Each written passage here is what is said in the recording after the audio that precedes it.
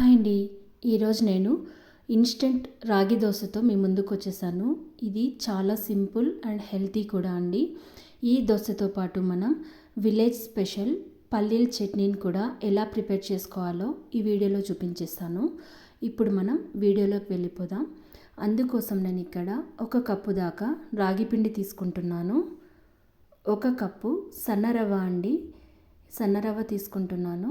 1/2 cup బియ్యం పిండి, అలాగే 1/4 కప్పు దాకా నేను పల్చగా ఉన్న అటుకులు తీసుకున్నాను. మీరు ఏ అటుకులైనా వేసుకోవచ్చు. 1 కప్పు దాకా కొంచెం పులిసిన పెరుగును వేసానండి. ఇప్పుడు 1 కప్పు దాకా నీళ్లు పోసి వీటంతటినీ కూడా బాగా మిక్స్ చేసుకోవాలి. ఇలా మిక్స్ చేసినప్పుడు గట్టిగా ఉంది అనుకుంటే మరో కప్పు దాకా నీళ్లు పోసి వీటన్నిటినీ కూడా బాగా మిక్స్ చేయాలండి. ఇలా మొత్తం అంతా మిక్స్ చేశాక 10 నిమిషాల పాటు నాననివ్వాలండి. మూత పెట్టి ఒక 10 నిమిషాలు పక్కన ఉంచేసుకుందాం. అంతలోపు చట్నీ కూడా ప్రిపేర్ చేసుకుందాం.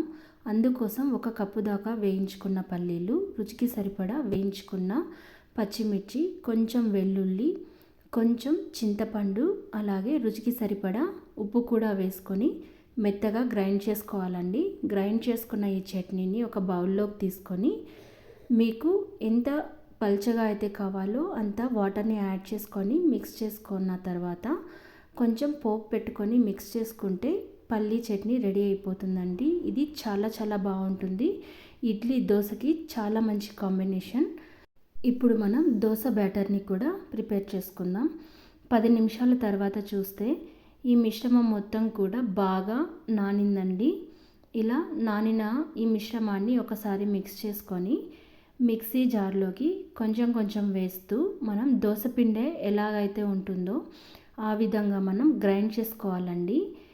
ఒకేసారి వాటర్ ఎక్కువ యాడ్ చేయకండి. కొంచెం వాటర్ వేసుకొని పిండి అనేది మనం ప్రిపేర్ చేసుకోవాలి. నేను ఇక్కడ కొంచెం వాటర్ వేసి బ్యాటర్ని రెడీ చేసుకున్నాను. ఇలా రెడీ చేసుకున్న ఈ బ్యాటర్ని ఒక బౌల్లోకి తీసుకోవాలి. తీసుకున్నాక ఇప్పుడు రుచికి సరిపడా ఉప్పు వేస్తున్నాను. అలాగే ఒక 1/4 టీ స్పూన్ దాకా బేకింగ్ సోడా వేసానండి. మీ దగ్గర ఈనో ఉంటే ఈనో కూడా వేసుకోవచ్చు.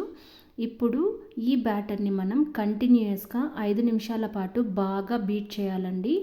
ఇలా బీట్ చేసిన తర్వాత చూస్తే బబుల్స్ అనేవి బాగా పైకి వచ్చాయి. అంటే బ్యాటర్ కన్సిస్టెన్సీ అనేది చాలా పర్ఫెక్ట్గా ఉందండి. చూడండి, బ్యాటర్ ఇదే విధంగానే ఉండాలి.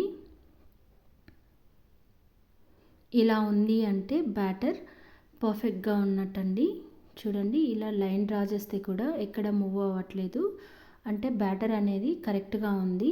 ఇప్పుడు మనం దోశని ప్రిపేర్ చేసుకుందాం. ఇలా కొంచెం కొంచెంగా దోశని వేసుకోవాలి. మరీ ఎక్కువ స్ప్రెడ్ చేయకండి. బ్యాటర్ని వేసి అలానే వదిలేయాలి. ఇప్పుడు చుట్టూరా ఆయిల్ని కానీ గీని కానీ వేసుకొని కొంచెం మీడియం ఫ్లేమ్లోనే ఫ్రై చేసుకోండి. అప్పుడే దోశ అనేది ఈవెన్గా ఫ్రై అవుతుందండి. చూడండి, చాలా చక్కగా బబుల్స్ లాగా వచ్చాయి పైన. ఇప్పుడు మరోవైపు కూడా తిప్పుకొని మనం ఫ్రై చేసుకుంటే సెట్ దోశ అనేది రెడీ అయిపోతుందండి. చూడండి ఎంత చక్కగా వచ్చిందో. మీరు కూడా ట్రై చేయండి. ఎలా వచ్చిందో కమెంట్లో తెలియచేయండి. ఇది చాలా సింపుల్ ప్రాసెస్. హడావిడి లేకుండా ఎర్లీ మార్నింగ్ బ్రేక్ఫాస్ట్ని మనం హ్యాపీగా ప్రిపేర్ చేసేసుకోవచ్చండి. మీరు కూడా ట్రై చేయండి. ఎలా వచ్చిందో కమెంట్లో తెలియచేయండి. ఈ వీడియోని మీ ఫ్రెండ్స్ అండ్ ఫ్యామిలీ మెంబర్స్కి కూడా షేర్ చేయండి. వీడియో కనుక నచ్చితే లైక్ చేయండి, షేర్ చేయండి, సబ్స్క్రైబ్ చేసుకోండి. నేను మరిన్ని రెసిపీస్తో మీ ముందుకు వచ్చేస్తాను. థ్యాంక్స్ ఫర్ వాచింగ్ అండి.